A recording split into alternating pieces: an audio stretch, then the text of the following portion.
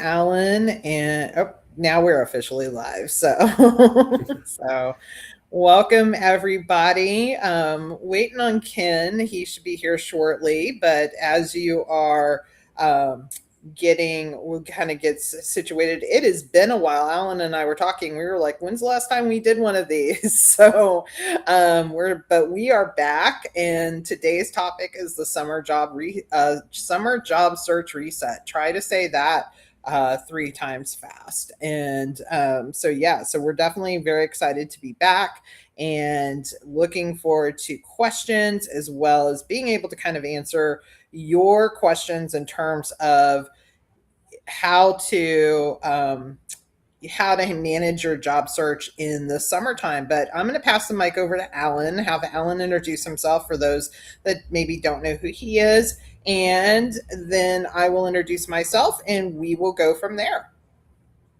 Thanks, Melanie. Hi, everybody. I'm Alan Kirshner. I'm a career coach based in New Jersey, and I help people with job search strategies, interview prep, LinkedIn profile optimization, and resumes, and always glad to be here. So I think one of the myths that people think about the summer is that it's a time to slow down. There's not much going on. There's so many vacations happening, and there's not a lot of hiring going on. That's not a good strategy because if you're one that's still active in pursuing things in the summer, it's good from the perspective of there are going to be less competition because people have that mindset. But two, there are always jobs that need to get filled at any time of year. People say that about the end of the year as well, too. But, if somebody wants to get a person in by early fall, then they have to be doing the interviewing during the summer. So it's a good time it's a great time actually to network, and it's a good time to stay and be active in the job search because there are definitely jobs that are necessary and need to be filled. And so this is an opportunity to be one of the candidates that takes advantage of that. Absolutely. And I'm actually messaging Ken right now. So you guys hang tight for my introduction and let me just manage because you're going to find out one thing. I don't do two things really well at once. So I've actually tried to not be that person and literally just tried to really check our, really just try to focus on, the area that I'm supposed to be focusing on. So, but that being said, for those that don't know who I am, my name is Melanie Mitchell Wexler. I am a career coach. I'm also a LinkedIn strategist. I work with professionals that from, pretty much mid-level to senior level executives who are either have to make a pivot or are looking to make a pivot and haven't been in the job search typically for about for 3-5+ years and are feeling overwhelmed in today's market and don't know how to respond. So I work with individuals that come from all different industries and do everything from resumes, of course, LinkedIn, and also interview, networking, and job search strategy. So Ken is going to be slowly joining us here shortly. He should, I think, get the link in our DMs if he didn't see my message. So but yeah, let's just dive into, I think we already have a question, and I want to start off with what Alan first off said. And I agree with you, Alan. I mean, it's actually one of the few, I was also a recruiter for 20 years. You can tell I'm a little rusty with talking about myself. And so here's Ken. So thankfully, Ken is here, and you guys will not have to hear me completely ramble on. But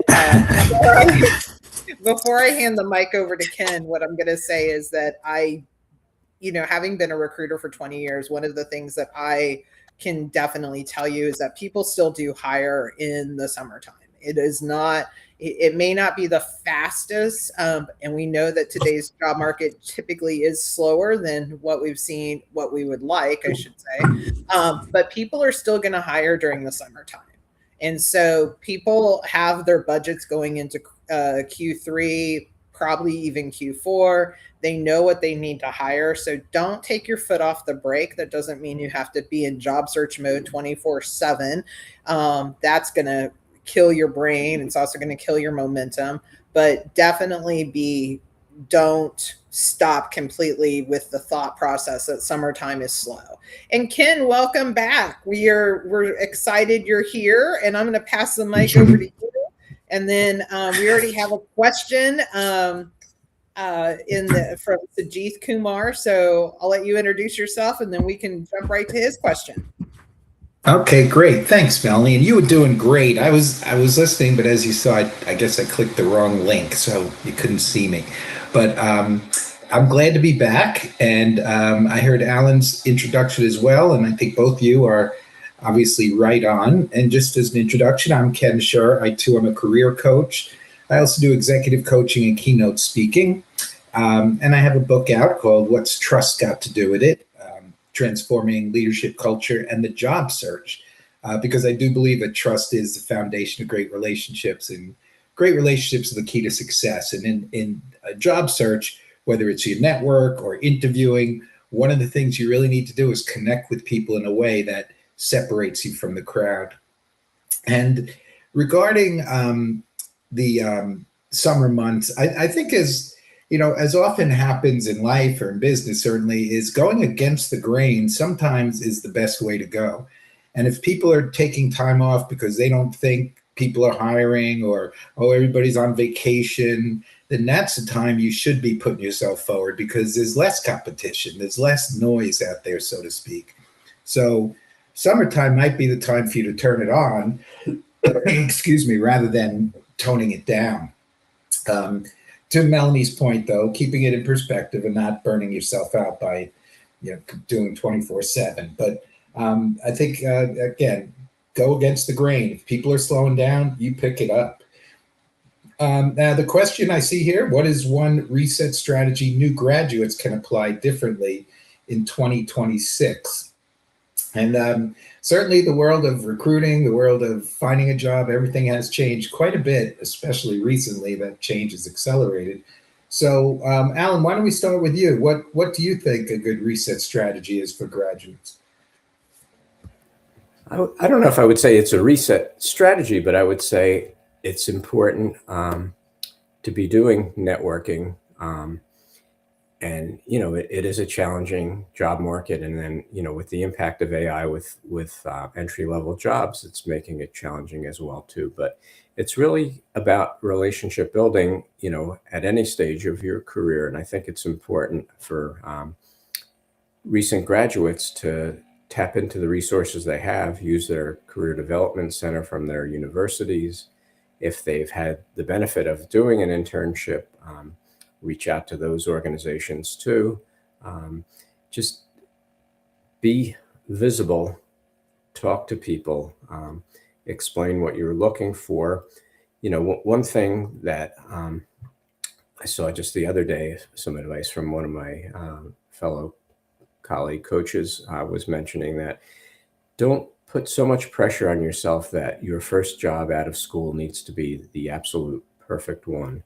You can take something to get yourself experience that can be a stepping stone to something else as well too. So you might not necessarily be getting your optimum or ideal job, but the key is when you're first starting out, you need to get some experience. So have a mindset of being flexible and thinking about perhaps, what you're going to get initially isn't going to necessarily be what you're going to end up in. And, research has shown that people graduating now can have like 6 different careers over their working career. So don't put that extra pressure on yourself, but be flexible and just get out there and let people know what you're looking for.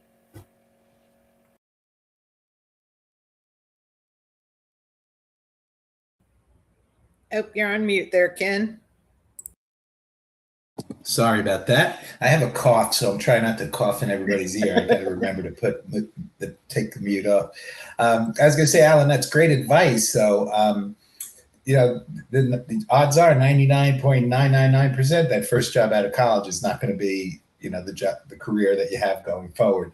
And really, in fact, the first job, it's about getting experience. So on one hand, you don't want to have the bar so low that if you're looking for a white collar job, you don't want to take necessarily like a dishwashing job, but you do want to kind of think longer term. Okay, this job I'm going to do maybe for a year or two, make connections, learn skills, and see what's next for me from there.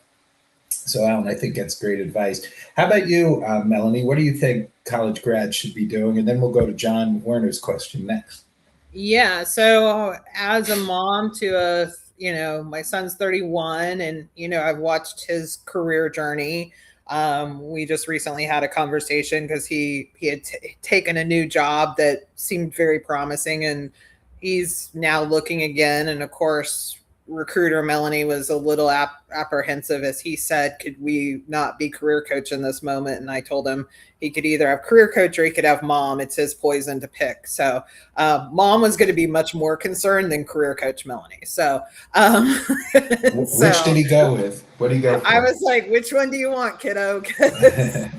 Mom's going to be way more stressed about this conversation than career coach Melanie is going to be. But he actually has a very smart level head. And I look back at what he did when he graduated, which has been several years ago. But one of the things he did, he took an opportunity that wasn't necessarily the highest paying job, but he was looking to build experience. And truthfully, in the last, I'd say, 5 to 6 years, that's what he's done. And he's successfully, he's actually moved a couple of times, which, I have to remember generationally was more frowned upon in my time frame, and even me coming up as a recruiter, than it is now. And so I have to kind of adjust that time. I have to adjust that, because I was like, I want you to be somewhere for, strong 4 or 5 years, but he's continuously moving up throughout his career, and it all starts with that foundation. Now, my daughter went off to grad school, so we have a little bit of a different journey with her when she graduated. But the reality is this: everything both of you said, I think flexibility is the key. Know that the likelihood, it is going to be hard. It's not a fun job market. It's not. And there's a lot, we can have an opportunity to determine the direction and the viewpoint of how we're going to handle this. And if we continuously are looking at this from a negative kind of point of view, guess what the results are going to be? It is the reality of it. If we look at it with a little bit of hope and a little bit of strategy, and really relying on focusing and putting ourselves out there. Linda mentioned that she's had 2 clients recently land.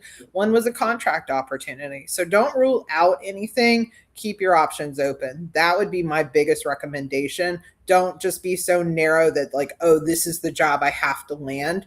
Keep your options open, because you just don't know what could eventually open up the doors for that dream job. That's great advice. And yeah, it's funny how you could coach your child one way, and then somebody else could maybe present the exact same situation, and it's a lot easier to be objective. And yeah, I'm sure you're encouraging, but it's just different relationship for sure. And I think too, one thing you said, mindset, you kind of reference keeping positive, keeping hope alive, so to speak. And that's so important. And I have to say, I'm personally going through a little bit of a crisis of confidence myself. We all go through these things. And I have to, right now, that belief in myself, it's in my head. And I'm trying to work it down into my heart, to really get back to where I was and believing in all that. So I share that with people because I know it's hard, especially if you're out looking for a new job and you're feeling the pressure of that. And, doubt starts to creep in. But even if it's not in your heart, not in your gut yet, you just have to start with your mind, start being positive, believe it's going to happen, know it's going to happen. And that really sounds maybe like fluff, but it's not. It really does happen. You have to believe it first. I think Henry Ford said, whether you believe you can or you can't, you're correct. So you might as well believe you can, because it beats the alternative. So thanks, Alan and Melanie. Great answers there. Now we have John from Chicago. Welcome, John. And he's asking about a strategy for building traction with a company when their formal hiring pipeline seems to be on pause until September. And I'll just throw one quick point out there about that. To me, you could it doesn't matter about whether their pipeline is active or not, or on hold, because the reality is today most jobs are coming from that hidden job market or aren't necessarily posted online. So whether they technically have things on hold or not, that shouldn't necessarily make a big difference in how you approach this. So anyway, that's just my first thought. So the answers that we're going to hear now from Melanie and Alan, I'm sure apply to everybody who's looking for a job right now. So Melanie, why don't you give us a start responding to John? Yeah, so this is a good question because again, this is a budget question. Okay. This is really like I always tell people, like, we have to understand the circumstances of which situations apply. So John, this is actually a budget question because why? Because we know this is fourth quarter hiring. That's what this is. Technically right at the end of third quarter, but really, July, August, September. But this is really fourth quarter hiring. And so that's the big thing. So that's telling us that they know they have a budget, but they're not allowed to hire until that fourth quarter, or basically the end of the third quarter. So that could be tied to contracts. That could be tied to end of the year, lots of different, how they do their accounting structure. So understanding, first off, hiring, I think, is really important for people. And that's one of the things I do aim to teach is it's easy to criticize the system, but if you don't understand the hiring process and what actually does happen, in even the mechanics of everybody involved, I think then you start to understand how to navigate the system. So all that being said, the biggest thing I would tell you to do, stay on people's radars. Stay on their radars. And you don't have to be you may feel like you need to retract a little, like, well, and I hear this a lot from my clients. I don't want to bother them. And I don't really, I don't know what else to say.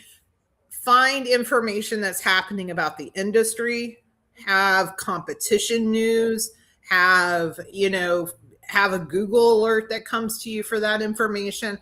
Be at the top of the list and say, hey, I know we're not going to talk, but I came across, I know, not reaching out about hiring right now, but I came across this interesting article. I saw that the competition was doing XYZ. So you're always top of mind, and don't do it just with one or two people. Do that with multiple people. Take time to get connected. Say, oh, by the way, I'm connected to so-and-so. I'd love to connect with you. It's that simple.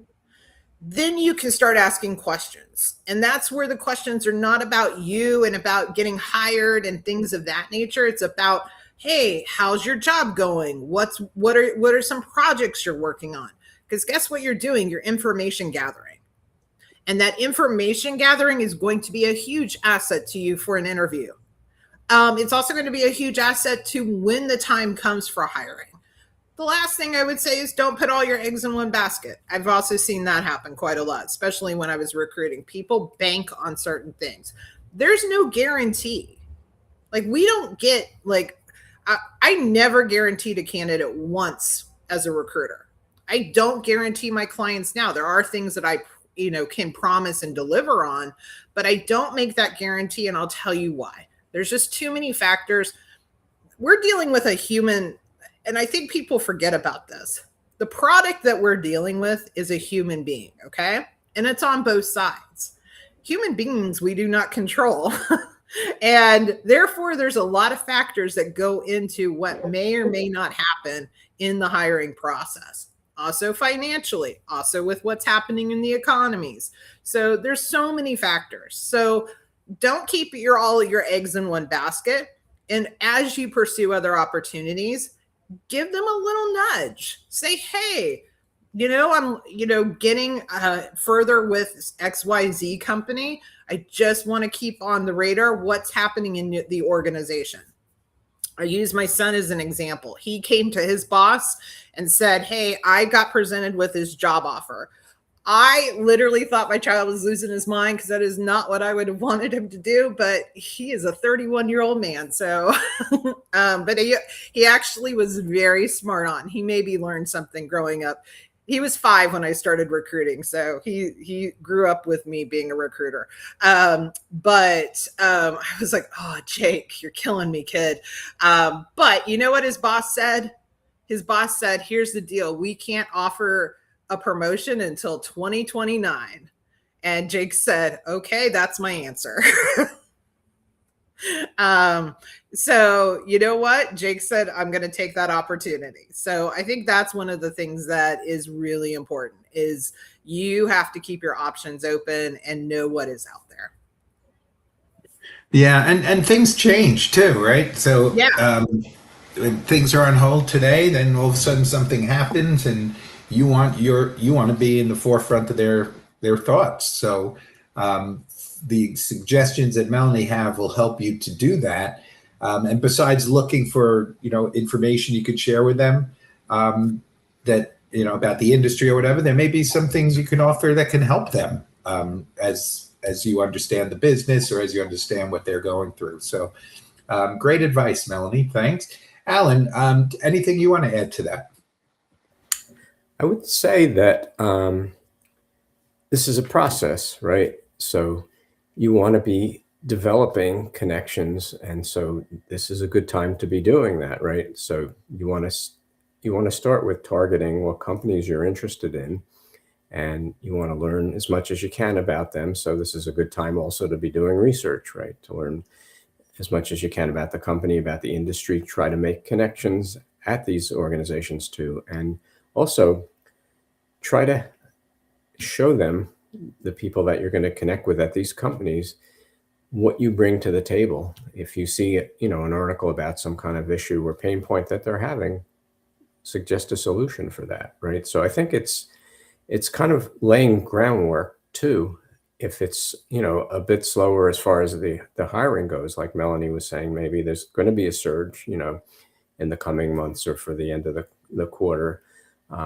So it's laying groundwork. It's not, I like to describe it in sports terms as like, it's a long game. So you want to be developing the relationships. You want to be getting knowledgeable. You want to be trying to help companies that are out there, just to show and demonstrate what you can do. So I think, a lot of times, we talk about the hidden job market, and there are times where there wasn't a job that was available, but somebody realizes by having a connection with you that you can really be a great asset to this organization, and they create a job for you. So I think it's laying a lot of groundwork, and when it's going to hit or where it's going to hit, you don't know. So like Melanie said, I wouldn't put all my eggs in one basket too. You want to do this with a number of different companies or with different people. And it's something to do, not just when you're job hunting, but it's something to do to keep your network alive and active, even while you're not looking for a job. Yeah, it's all about networking, right, Alan? That's what it sounds like. It's not, it could, I guess, get your job sooner rather than later, but a lot of it is also not even necessarily just for the next job. It's a career long thing. So, some network connection you're making today, who knows, maybe down the road, they're the ones that'll get you that next job whenever you're looking for that. So keeping those relationships alive, keep sharing good information with them, helping out whenever you can help out, being active and visible on LinkedIn. Those are all things that'll help keep you in the forefront of people's minds. And then if you're specifically interested in a particular company, John, you should definitely make sure you're following that company, that you're commenting on things coming out of that company, and that, again, you're showing interest in them, because that will definitely lead to them showing interest in you. So we have another question here, Birol. I hope I'm pronouncing your name properly. Birol, thank you for this. And the question is, can we summarize today's biotech job market? I hear a lot of low fire, low hire. Is it correct in your experience? So I guess Beryl, I'm thinking if you're speaking specifically about the U.S. job market, I'm assuming we're going to answer in that way. And Alan, do you have any information on that? I can't say that I do know what's going on in the biotech job market. I know, like with the pharma industry, there's a constant churn of things, and with the bigger organizations, as products come off patent, things are, they're laying off and stuff. But there is also activity going on in that area too. I have somebody who's interested in pharma, and depending on what their needs are, like a larger company has been pursuing her for a role, not one that she's interested in, but it's a hard to fill position because of the geography of it. And so there is hiring going on when they have needs, at least from the pharma perspective. I don't know if Melanie or Ken, you have more knowledge about biotech. I'll let Melanie give it a shot. Yeah, well, I did spend 5 years recruiting in that field. I still do quite a lot of work with pharmaceutical, biotech, clinical research. And what I can say is actually, I would tell you biotech and pharma are actually high hire, because low hire would indicate that they hire people with kind of lower minimal duties, and that, low fire means basically you don't really firing doesn't quite happen. I will tell you that particular industry as a whole, biotech and pharma, pretty much is cyclical. So you're going to see, and Ken can back this up, having been in that space for a while and having gone through one of these reorgs, is that you will see it's all cyclical. There are very specific periods of time in that particular industry that you will see a massive amount of layoffs. What they end up doing is they end up bringing more contract staff on for about 3 to 6 months. Then that's when you see then you start seeing more hires. And honestly, again, this is budgetary. These are companies that have to respond to stock to respond to their investors.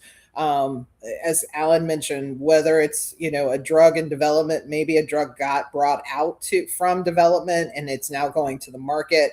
A lot of these things take quite some time. If a drug fails, there will be layoffs, because usually a company like that has one solid, that's the thing that they're banking on. Or if you like an Eli Lilly, you get really lucky with, Wegovy, and you now have something you can kind of ride the coattails with, things of that nature. So, but it's all very cyclical. So you will see at the end of this year, we will see massive layoffs.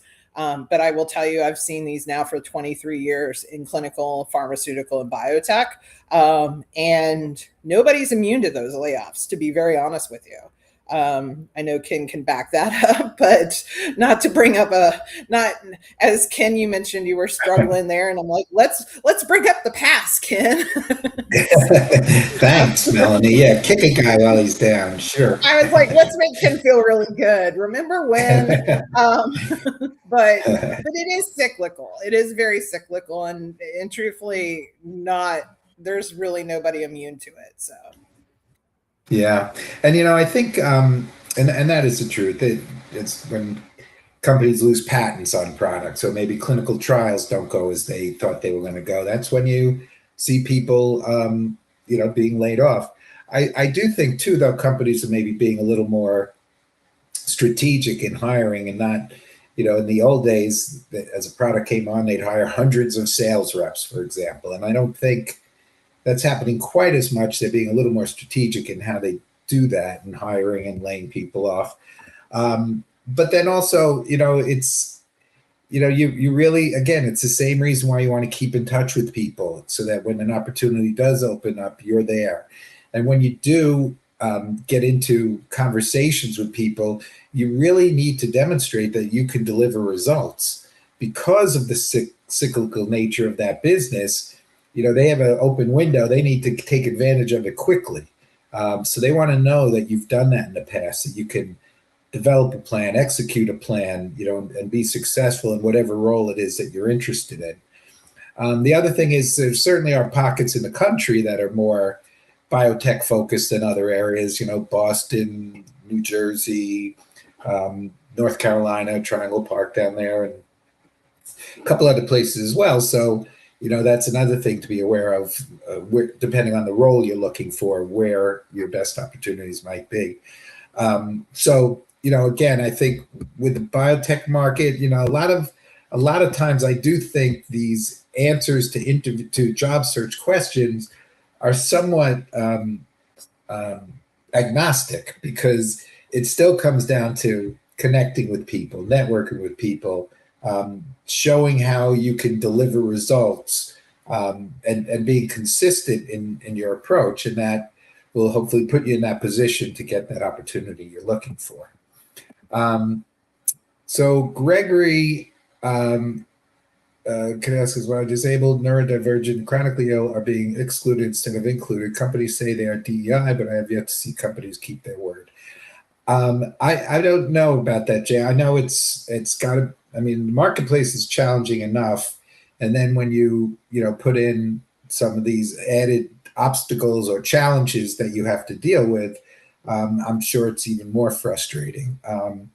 I guess, again, I think as difficult as it is to do, you've got to continue to try to focus on the positive, continue to try to find people that are being fair and open to hiring people based on the merits, based on what they can deliver for a particular role. And I know you say companies say they're DII, but have yet to see companies keep their word. I don't think it's all, 100% of companies are not keeping their word, as you say here. I know it's challenging. You just got to, I guess, keep at it, keep trying to connect with people, and and look for those opportunities as they come by. Melanie, do you have anything you would add to that? Yeah, I'm going to put in the chat some resources of anyone looking for organizations that do support neurodivergent, disabled job seekers, and it obviously adds a challenge to that fact, but there are still companies that are hiring. I think one of the things that I find with job seekers, regardless of of inclusion status, anything of that nature, is that sometimes we only do the things that we know, like, and obviously we only know so much, but we're not open to hearing what the other side is. We're not open to hearing like other opportunity, or that's not the way I wanted to word that. We're not open to hearing suggestions for how to do something new and how to consider. And I actually just recently even had this conversation with a coach who we were talking about coaching struggles, things of that nature. And I mentioned some of the things that I had been doing for my own personal business. And the response was, I've done all of that. I've done all of that. And I think we hear that from job seekers a lot, is like, oh, I've done all of that. I've networked. Nobody wants to talk to me. And not so much to Jay's question, particularly in this regard, but I think again, we have to kind of, when going back to the topic at hand, a summer job reset, I think we have to sometimes reset our own job searches. And we have to say, okay, what I'm doing is not working. Is it is it the attitude that I'm bringing to the table? Is it, because I have a client, for example, he's a great guy. I really do like him. And I've told him over and over, like, I think where you're failing is the interview. I feel like you're bringing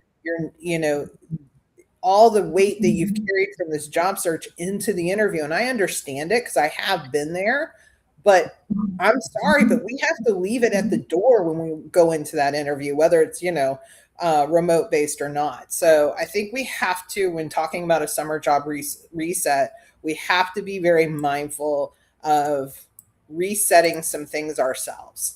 And how can we reset our job search in a way that could be particularly productive? I know Gregory does have a question as well, Ken, about how we can keep relationships alive when we are living in a real life trust recession. And the man that wrote the book on trust What are your and actually, Ken, you don't know this, but Charlotte and I want to do our next session on this particular topic, highlighting your book and highlighting your thoughts. So, FYI. Okay. All right. That sounds good to me. We don't know that, by the way, but that's what we're doing for our next session. Great. Well, thanks. That sounds good. I do, because obviously I do believe that trust is the key. And when you talk about, Gregory, about living in a real life trust recession, I know it sounds cliche, but the only thing we can control is what we can control.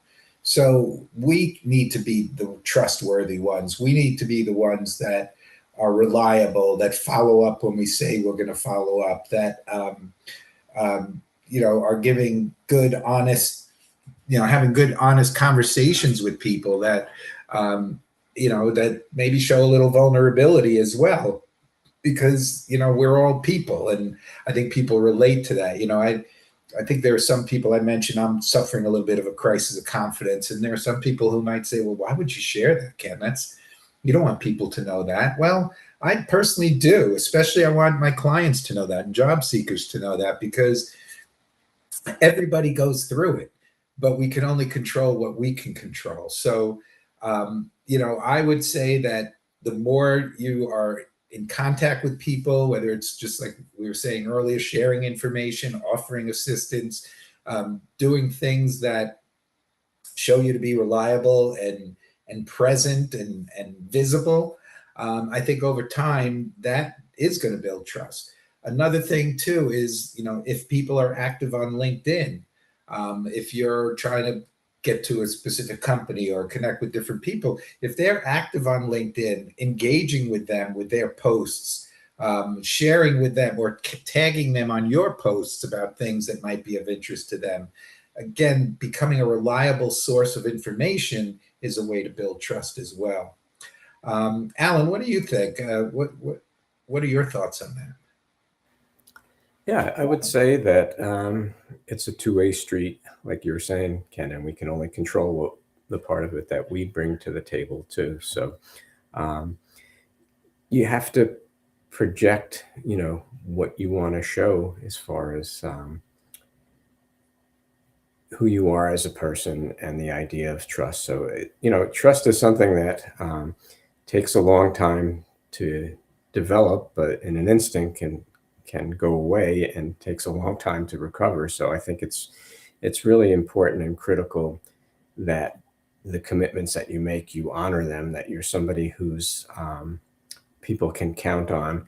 You're a helper too. I think that's important too. Like you're not just somebody who's looking just to get something all the time. You're looking to help people too. And I think you build up a lot of good faith, from other people when you work that way as well too. So it's definitely a two-way street, and control the things that are within your ability to control. And everybody isn't going to behave the way we would like them to, but you have to put yourself out there a bit, like Ken was saying too, and be a little bit vulnerable. And I think that does help build trust. But you give people a chance, and if it doesn't work out, then you've learned a lesson from that, and you move on, and you figure out who is somebody that you can trust, and somebody who's valuable to help you. And then you try to stay connected with those people, and it's not going to be everybody that's going to be that person. So we know people are out there for themselves and are dishonest with what they're saying or the way they come across. But I think there's a thing with karma too, that what you put out there comes back to you as well too. Yeah, and Alan, I would say I think you're right. I mean, in a lot of cases, it does take a while to build trust, and like you said, it's easy to lose it. But as a job seeker, you may not feel like, oh, I have all the time to build that. And I do think there are some people in the world, and I think I'm one of them, who I trust people until you give me a reason not to trust you. So sometimes trust is automatically given, and then it's up to you to build on that. Also, I think in an interview or job search situation, you build trust by following through on your promises. You build trust by when you do get an opportunity to interview or in your resume or LinkedIn profile, demonstrate the results that you delivered, that people know you will deliver on the goals or expectations that have been set for you or you've set for yourself. You build trust when you take the time to learn about other people's situations and understand where they're coming from and what their challenges might be. And so I think, sometimes it does take a long time, but when you're in a job search mode, you got to find those opportunities to do it more quickly, because, that's your credibility. And that's, a big part of why people hire people. They want to know they can trust that you're going to deliver what you say you're going to deliver. Melanie, any other thoughts from you? Yeah, I mean, I think it is it's the one thing that we can't, it's the one thing that takes a long time to build, but it's the easiest thing to fall apart, very quickly. And so, unfortunately, a lot of, people are going to fail us. I mean, and not always come through on things. And, so there's a lot of things there. But to your point, Ken, I mean, if we go to like the question at hand, I mean, how do you keep it alive? You do the things that are within your control, and you have to be able to say at the end of it, I did what I could in that situation. I did my best. And here's the reality. We're not going to have a 90% success rate in networking. We're just not. We're not going to have that. It may be a low success rate, but what are we doing with the conversations we are having? I think, again, where are we putting our energy towards? Because it's easy to say, here's all the things that are failing. Here's all the bad things. Here's all the things that people didn't do.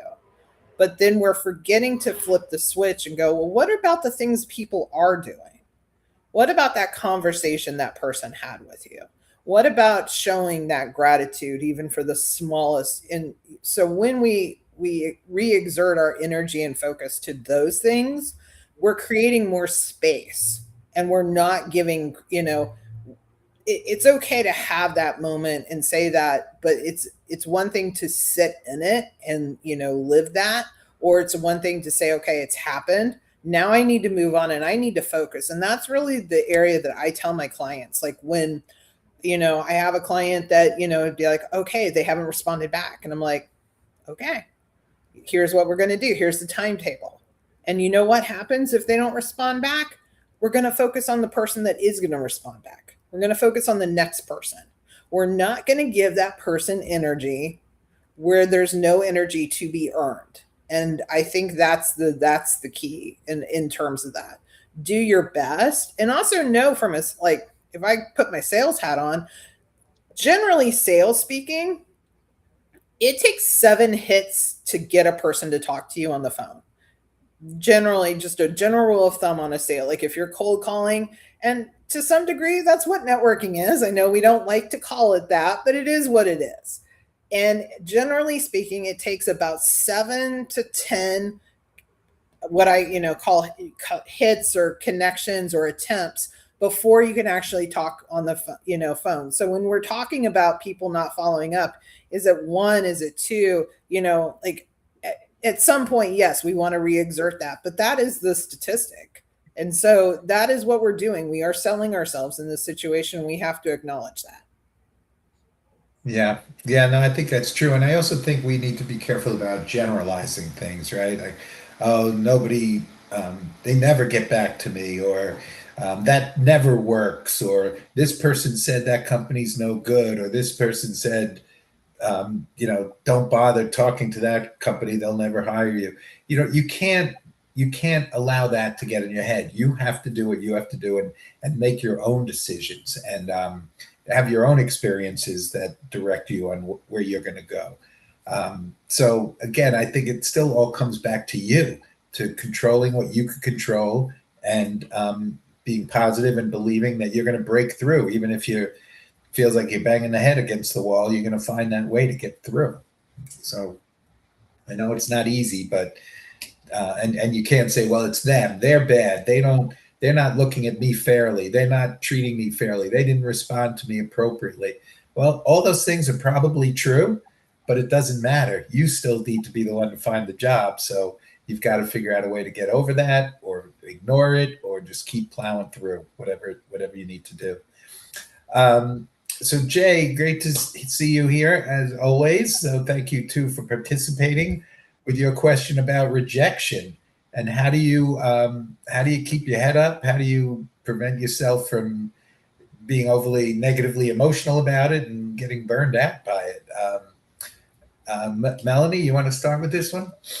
So one of the things that I would recommend to everybody, and this came from my own personal business coach, is I suggest reading The Power of the Subconscious Mind. If I have clients listening, they've probably already heard me because I recommend it to everybody, but it's by Joseph P. Murphy. And it is the practice. I know a lot of people when they, when I can speak about the words that we speak are the results that we receive, things of that nature, people are like, oh, that's, woo woo. And, oh, here she goes. And like that, but these are all scientifically proven concepts, to be very honest with you. And The Power of the Subconscious Mind actually shows you the science, but in a way that's not overwhelming. But it shows how we have the ability to really see the results of what we choose to, the words that we choose to speak. What is the power of those? Because really our subconscious mind, like for example, had somebody recently who is a close friend who knows that her job's coming to an end, and she's like, oh, I have no plans because I'm going to be jobless and homeless in a couple of weeks, so whatever, tell me when you want to see each other. I had to kind of refrain in commenting why, and then she's like, oh, it's a joke. And I'm like, no, we can't speak those things, because it's not like, our minds don't know the difference between a joke and when we say it. They just don't know the difference. And so in terms of rejection, we have to be able to kind of say, okay, you know what? That wasn't the job for me, but here's how I showed up. And you know what? I'm thankful I got the opportunity for the interview, and I'm going to my next interview. This is what's going to change. We have to start speaking in a more positive line, not to say that we ignore the problems or the issues that we're having or the issues at hand, but we really have to sharpen our mind, and we have to condition our mind in this regard. That's the only way we're going to get really strong to be able to fight that rejection battle. Because yes, it gets hard. It gets tiring. It's like, when is my chance? When is my break going to happen? And knowing that not every job opportunity is really the right opportunity. And so I always tell my clients as we started when working together, I'm going to tell you from the gate, you're going to get rejected. Going to get rejected. It is the reality of the situation. And we're going to probably get rejected more than we would like, because that is just, we're in a little bit of a numbers game here, but that is also just the reality of the situation. But here's where we're going to do. I'm going to go back to where we're going to focus our energy, the things that we're going to control. If we see we're getting rejected for certain types of jobs, then that tells us we have to look at, okay, I need to make some changes probably to the resume or my approach. What were the jobs that I was applying to? When I hear people saying, well, I got rejected for 200 jobs. Okay, that to me is a resume problem. But even further deeper, that to me tells me you're not applying to the right jobs. And so we need to investigate. We need to be open to hearing what potential solutions are out there, as opposed to just saying, yep, nope, I've already changed my resume. I, dropped it into AI or whatever, and, still getting, well, okay, that's maybe not the solution. So we have to be open-minded, but also we have to condition our brains to become the strongest muscle that we have in a job search, because that's going to be the thing that carries you through. And I'll get off the soapbox now. No, I think, but you're absolutely right. It does sound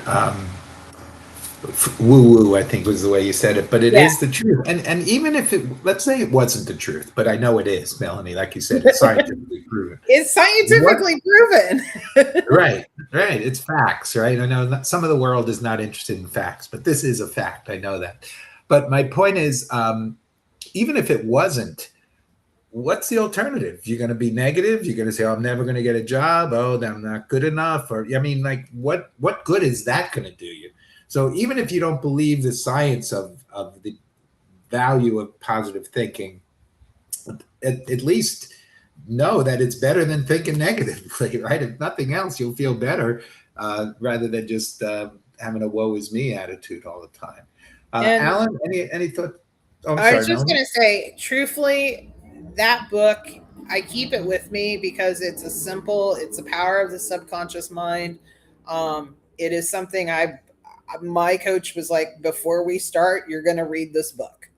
And he like was correcting me on things that I was saying that I didn't realize I was saying, to be very honest with you. And he's like, "Oh, nope, stop that."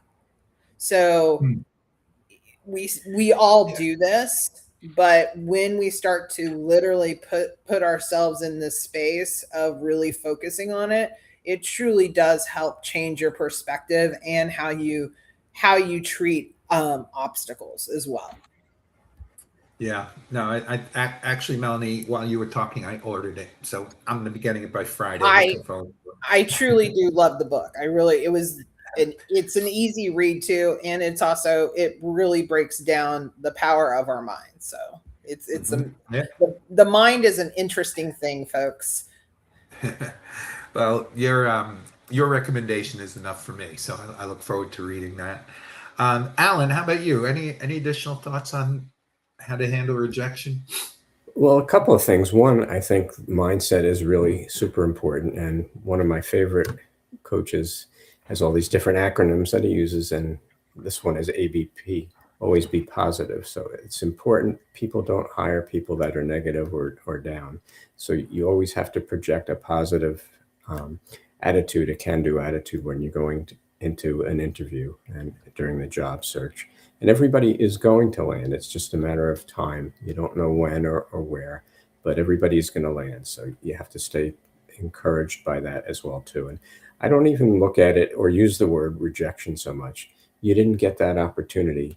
Maybe you finished second and somebody else just had a little bit more of the background that they were looking for. But that means you got close. So if you got that close, you're doing a lot of things right, and the next opportunity might be the one that's there for you. And again, like Melanie was saying, things happen for a reason and you don't necessarily know why, but it just wasn't the right opportunity for whatever the reason. You did your best. You try to learn from, the experience and take something out of it too.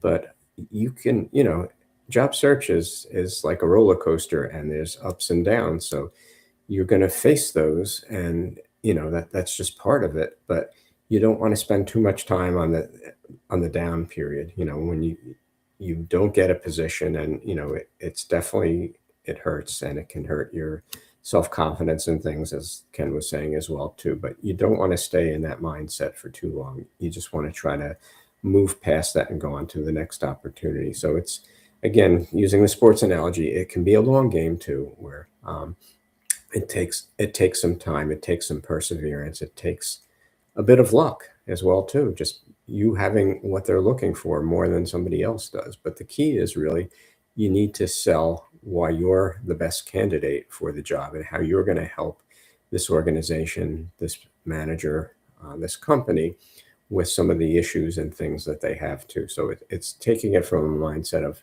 how can I help them, I think is really important too. And just realize, you know, every job doesn't work out, but in the end, usually you end up in a good place. I would say more times than not. So just stay positive.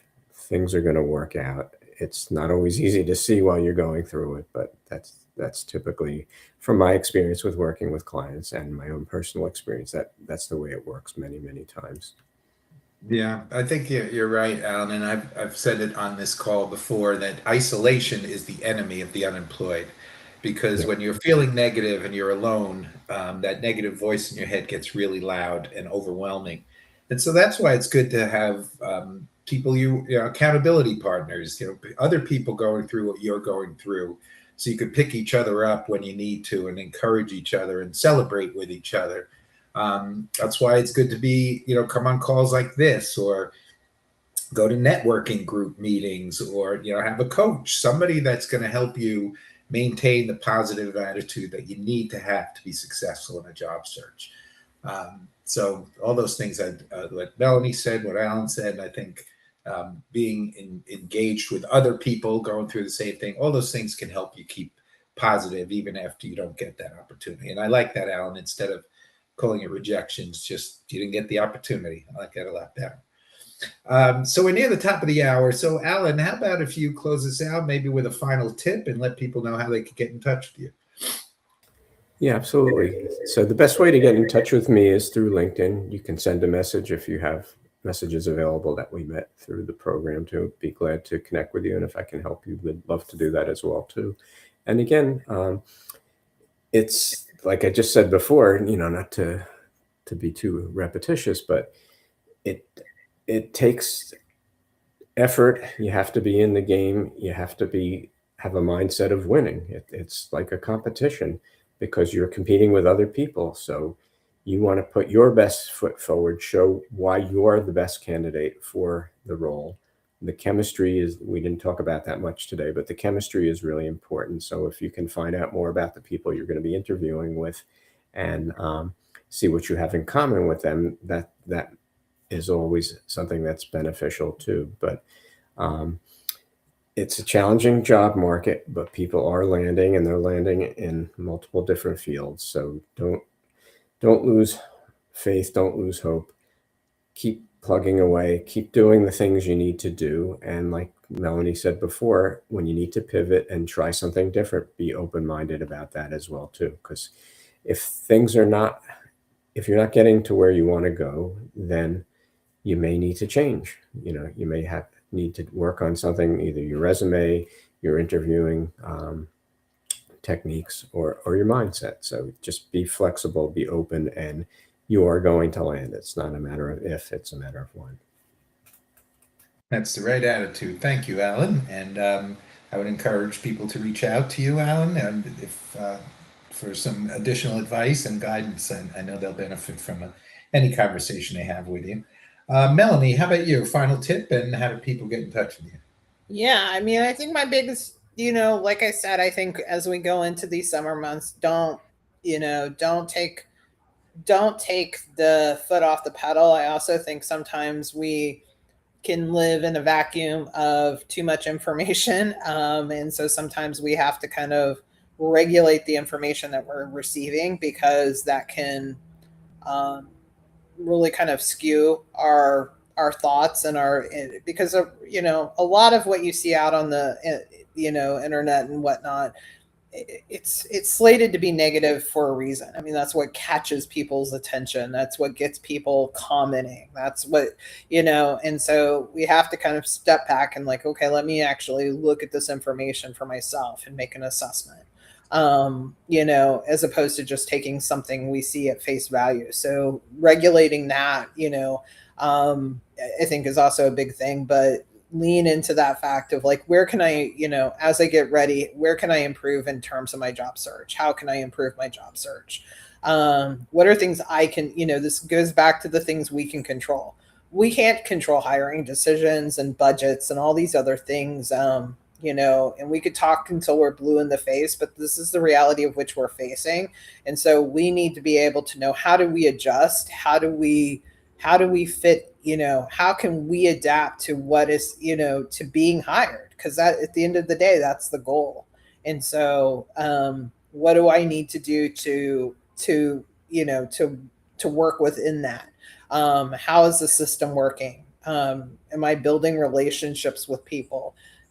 Those are all the things that we should be asking ourselves, and pick one. You don't have to do it all, but pick one and work on that for 30 days and really see those results. And again, I am a big believer. It's something I I had the biggest thing that got me out of my own when I was struggling in my job search, and this was back in 2017, 2018, was my mindset. And when I started working on my mindset and focusing on my mindset, and not to say that I have, it all figured out by any means, but part of the reason I do feel like I have a strong mindset right now, because I literally work on it every single day, at least for 10, 15 minutes a day.